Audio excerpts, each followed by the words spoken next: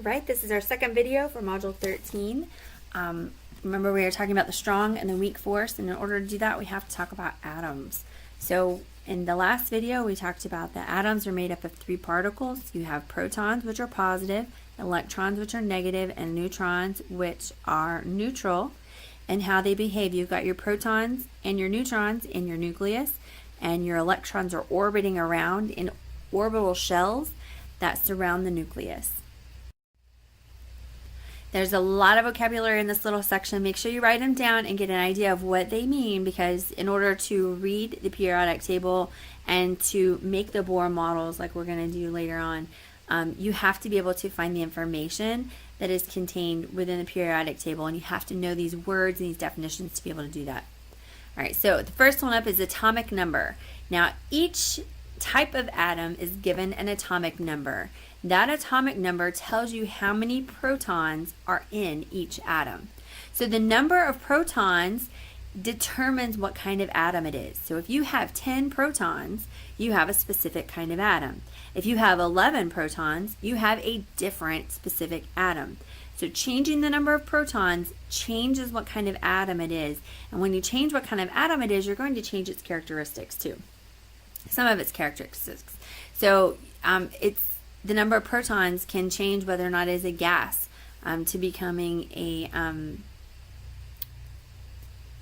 metal, okay, or to a powder. So going from gold to silver is a matter of changing the number of protons in the atom. All right.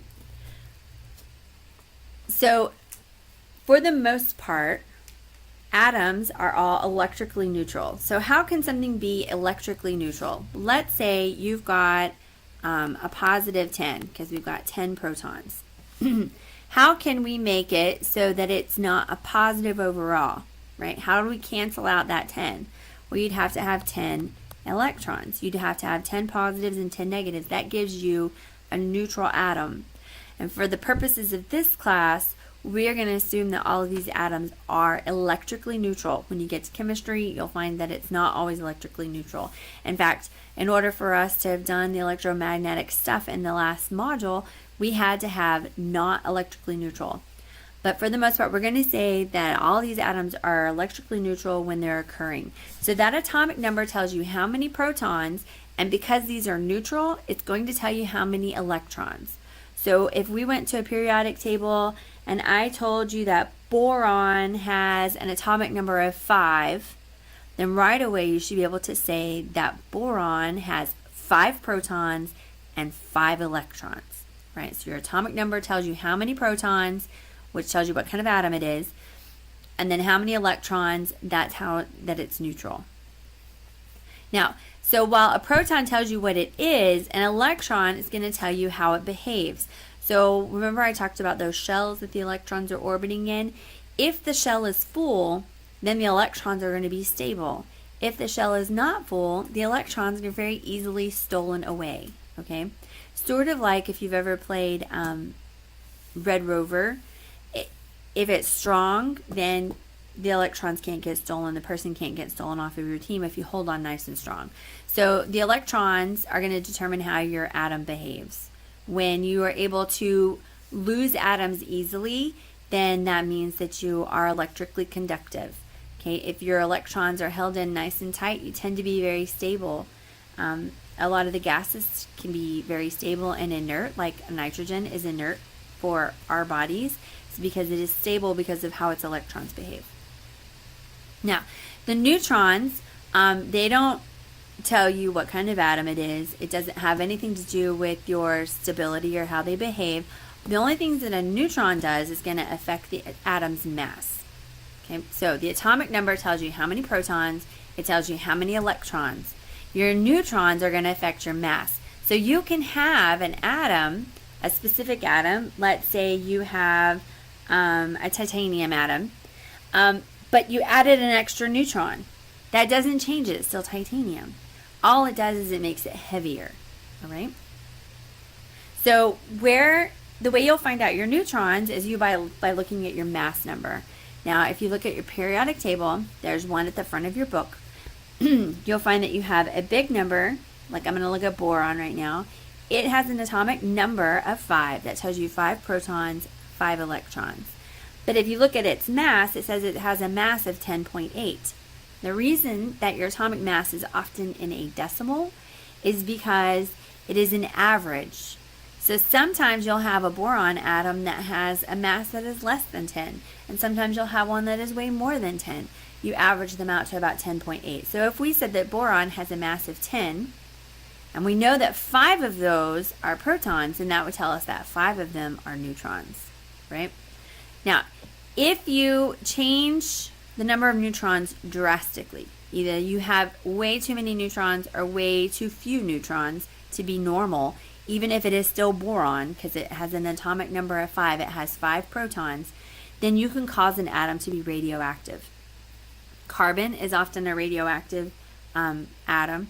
So if you've got a lot of carbons, then it can be radioactive. Or if you don't have very many at all, it can be radioactive. So normally we would say carbon has a mass of 12. So we would say carbon 12. By saying carbon, then we say that there are 6 protons. Saying carbon 12, then we are saying there are about 6 neutrons, 6 and 6. But you can also have carbon 14, you can have carbon 15.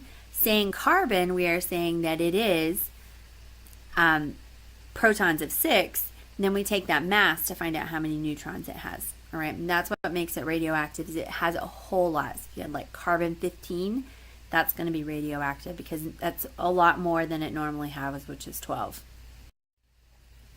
So if you have 2 atoms that have the same number of protons, which means they're the same atoms, but they have different numbers of neutrons, we will call those isotopes. And we identify them by their name and their mass. So if we're saying carbon, we could say carbon 12, and we could say, I'm sorry, I don't think you read it like that. You could say carbon 12, and you could say carbon 14, this being the mass number. Because they're both carbon, they both have they have 6 protons each, but they have different number of neutrons, we would say those are isotopes.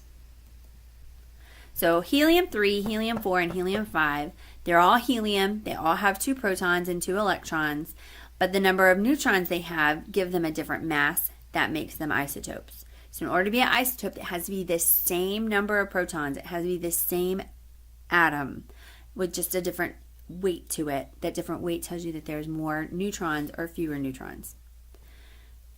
So if you have a whole bunch of atoms that are the exact same number of protons, so if we have a whole bunch of helium atoms and we combine them all together, now that is an element. So remember, an element is going to be a bunch of atoms that are all the same type. So we're going to practice a couple of the on your own questions because these are going to be similar to what's on the test. Just kind of test yourself before you go take the quiz, all right? So if we have the element sodium, and it's made up of all atoms that have 11 protons, okay? So sodium has an atomic number of 11. It has to. If it doesn't have an atomic number of 11, it is not sodium, all right? Sodium has to have the atomic number of 11. So in a sodium atom, sodium 23, that 23 is telling us the mass, all right? This tells us the atomic number. This is the mass, right? How many protons are there? There has to be 11 because it's sodium. Sodium has to have 11. If it has 12, it's now magnesium. If it loses a proton and it becomes 10, then it would be neon. It's not sodium any longer. It completely changes. Kind of like when Christ comes and enters our heart, it's like he's adding a proton. He makes us a new creation. We are something new, completely new, not what we were before. Completely changes it. How many electrons? Well, remember we are saying that however many protons we have is how many electrons we have because we are working with only neutral atoms. So if it has 11 protons, then it has to have 11 electrons. So how many neutrons does it have? Well, we know our mass is 23, and the protons count for 11 of those 23. So what is our mass? How many neutrons? We're going to take 23 minus 11 and give us 12. So we would say there are 12 neutrons. Right, let's try this one. Of the following atoms, 2 of them are isotopes. Which are they? So remember, by definition, an isotope has to have the same number of protons. It has to be the same atom. This one has 16 protons, 16 electrons, and 17 neutrons. 17 protons, 17 electrons, and 16 neutrons. Let's just look at those two separately for a second. In order for them to be isotopes, what do they have to have the exact same number of? They have to have the exact same number of protons. So A and B are not isotopes because they are not the same atom. One is 16 and one is 17. They have to have the same. 16 protons, 16 electrons, and 18 neutrons. Is that an isotope with either of the other two? Yes. A and C have to be isotopes because they both have 16 protons. What about 18 protons, 18 electrons, and 17 neutrons? Is that an isotope with anything? It is not, because they have to have the same number of protons to be an isotope. So an isotope has to be the same element. They have to have the same number of protons. So the isotopes have to be A and C. All right, there's a quiz today. Go ahead and click on it and take your quiz. I'll see you in class.